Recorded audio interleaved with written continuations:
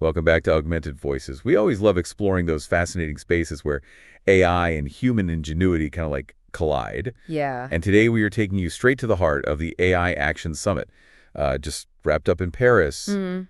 Global leaders, tech giants, all sorts of really thought-provoking conversations about the future of AI were happening. Yeah, it felt like the whole world was there. I bet.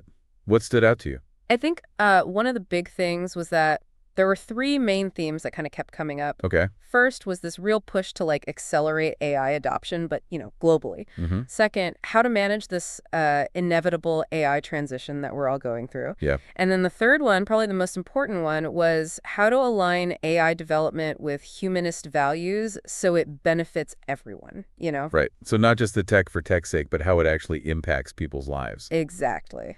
So let's unpack some of the big moments from the summit. What were some of the biggest announcements? Well, definitely Ursula von der Leyen, the EU president, made some waves. I bet she did. What did she have to say? Well, she announced this massive 200 billion investment package Okay. specifically for AI, and part of that was funding for something they're calling AI gigafactories, which is kind of a cool name. I like it. What are those exactly? They're basically like huge computing hubs, Okay. built for training and developing super advanced AI models. So kind of a direct response to the U.S.'s Stargate project we've talked about before. Yeah, you could say that, but it's also very European in its approach. What do you mean by that? Well, it's not just about raw computing power. Okay. They're really emphasizing this open and collaborative approach to AI development. So more about building an AI ecosystem that's accessible and inclusive. Exactly. And this ties into what French President Macron was talking about. Okay. He's really been pulling for a simpler, unified EU AI strategy. Right. Less red tape, more collaboration. Yeah, and he put his money where his mouth is. How so?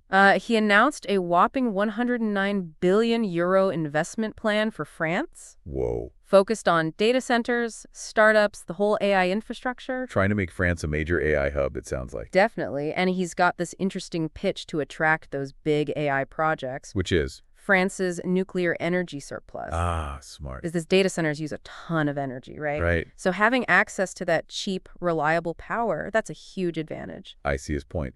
Okay, so lots of government-led AI initiatives coming out of Europe. But what about the private sector?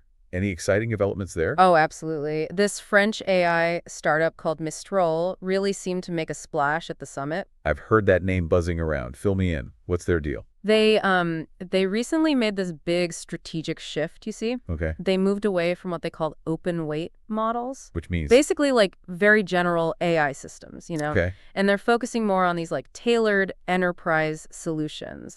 So specific AI tools for specific businesses instead of trying to build a do-it-all AI. Right. And this new approach has already gotten them some pretty impressive partnerships. Flee. For example, they're working with France Travail, that's the National Employment Agency, Okay. and they're using Mistral's AI to try to make their job search platform better. Cool. So helping people find jobs more efficiently, that's definitely a real-world application. Definitely. They also got to deal with Veolia, a big environmental services company, to integrate AI into their wastewater treatment plants. Interesting. What would AI do in a wastewater treatment plant? Mostly boost efficiency.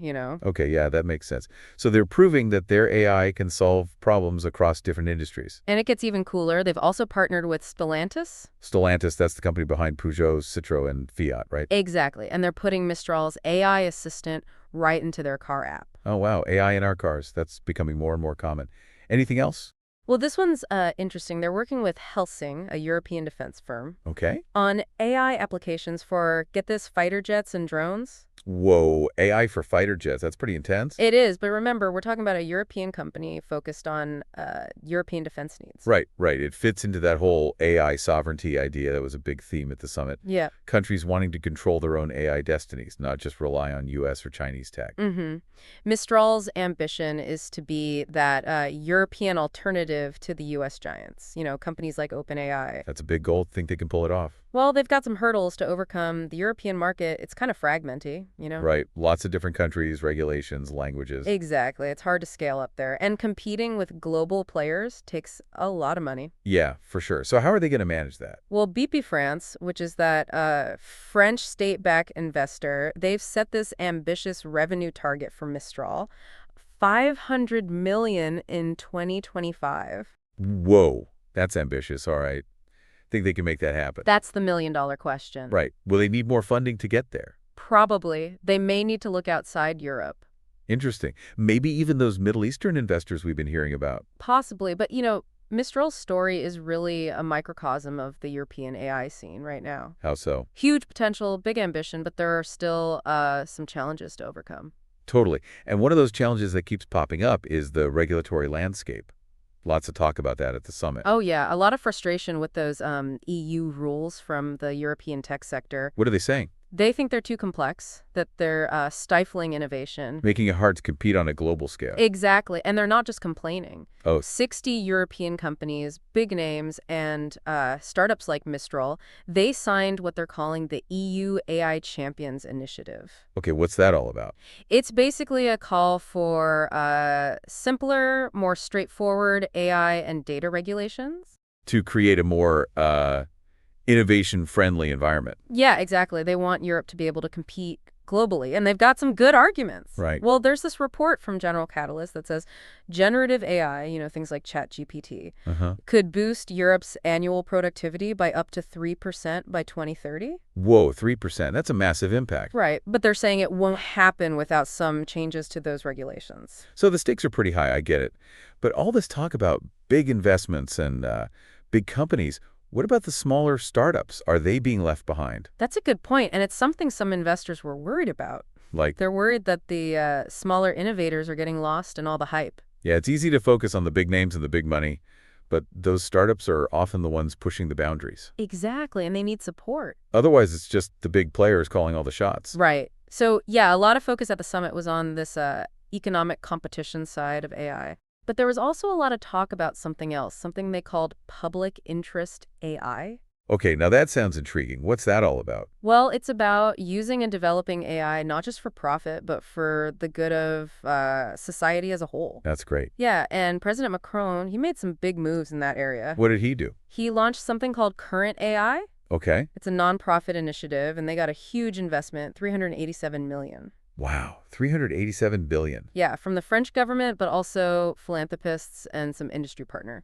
Okay, so a real mix of support. What's Current AI's main focus? 3 main areas. First, making data sets more accessible. Right, because without good data, you can't train good AI. Exactly. Second, they're investing in open source AI tools. So making AI technology available to everyone, not just big companies. Right. And third, and maybe most important, Current AI is going to be measuring AI's impact, like its social and environmental impact. Ah, so making sure AI is not just effective, but also ethical and sustainable. Yeah, very much so. And Current AI wasn't the only initiative focused on public good at the summit. Okay, tell me about another one. They launched Roost, which is, it stands for Robust Open Online Safety Tools. Okay. It's quite a mouthful. It is, but what does it do? They're developing these free open source tools for public and private organizations to help make AI safer. So like tools to detect bias in algorithms or make sure AI is being used responsibly. Exactly. They're creating the guardrails. I like that analogy. So we're seeing these two sides emerging in the AI world. You've got the Mistrals of the world focused on developing, commercially successful AI solutions. But then you have Current AI and Roost really focused on making sure that AI is used for the right reasons. Yeah. It's a fascinating tension. And it actually brings us to this underlying theme that kept coming up at the summit, this idea of a fragmented AI future. Yeah, it's a real concern, and it kind of highlights this interesting dynamic we're seeing with Europe and AI. What do you mean? Well, they're really trying to, carve out their own path. It's not just about keeping up with the US or China. They're really emphasizing their values. Yeah, like data privacy and ethical AI. We talked about that. And it seems like that's attracting attention, not just in Europe, but globally. Oh, for sure. A great example, this Canadian investment firm Brookfield, they just announced this massive 20 billion euro investment in AI infrastructure in France. 20 billion, that's huge. Right. It really does seem like Europe's becoming this hub for AI innovation, but, on their own terms. I think so. And it brings us back to that, that issue we were talking about earlier. The fragmented AI future. Yeah, that one. Yeah, it's like this push and pull between, global cooperation and then these competing national interests. Exactly. So, what are the real-world consequences of that? if we end up with this fragmented AI landscape? Well, I mean, worst case scenario, AI development gets siloed, right? Different regions end up developing their own AI systems that maybe aren't compatible with each other. Oh, I see what you mean. So instead of this seamless, interconnected AI-powered future, Right. we end up with all these different systems that can't talk to each other. Yeah, and that creates problems. I mean, technical hurdles for sure, but it could even lead to geopolitical tension. Oh, yeah. Nobody wants that, but it's a possibility. Sounds scary to think about. It is, but it's not inevitable. So what can we do to, prevent this from happening? Well, I think establishing clear, international standards and protocols for AI development, that's a big one. Oh, okay, create the rules on the road for AI. Yeah, exactly. A common language that everyone can agree on. And what would those standards address? All the big things, data privacy, security, ethics. Right, right. And we need more opportunities for collaboration across borders, Like more research projects, international conferences? Yeah, exactly. Build bridges, not walls. Love it. And those initiatives we talked about, Current AI, Roost, they can play a part in this, right? Definitely. Open source tools, focus on public good, that helps level the playing field. It all comes back to trust, doesn't it? It does. If we can't trust that AI is being developed ethically and responsibly for everyone's benefit, then it's going to be hard to get everyone on board. I agree. Transparency, accountability, and a shared commitment to, human values, that's the foundation we need. So zooming out a little, what are the big takeaways from this summit? What should people be paying attention to as this whole AI landscape keeps evolving? I think, first and foremost, Europe is a force to be reckoned with in AI. Yeah, definitely. They're doing things their own way, and it's working. They're attracting investment. They're not just following the crowd. Exactly. And it's not just about the big players either. Right. The Mistrals of the world are showing that startups can make a real impact. Absolutely. And those initiatives like Current AI and Roost, they're crucial too. Yeah, making sure AI benefits everyone, not just the few. But then there's that looming possibility of this fragmented future, Yeah. different regions going their separate ways, maybe even competing against each other. Right. It feels like we're at this crossroads, I know what you mean. Will AI bring us together, or will it, drive us further apart? It's a choice, and we all have a stake in it. And it's a choice that we're making right now. Yeah, we all have a role to play. Okay, so what can individuals do to make a difference? Well, first of all, stay informed. Yeah. Learn about this stuff. Talk about it with your friends, family. Have those conversations. Exactly. Don't be afraid to ask the tough questions. Yeah, what kind of future do we want? What are our hopes? What are our fears? I like that. Because ultimately, we're all shaping the future of AI together, right? We are. It's not some far-off thing. Yeah. The choices we make today, they matter. They really do. Thank you so much for joining us on this deep dive into the AI Action Summit. It's been a pleasure. It has been a wild ride. And remember, the future is in our hands.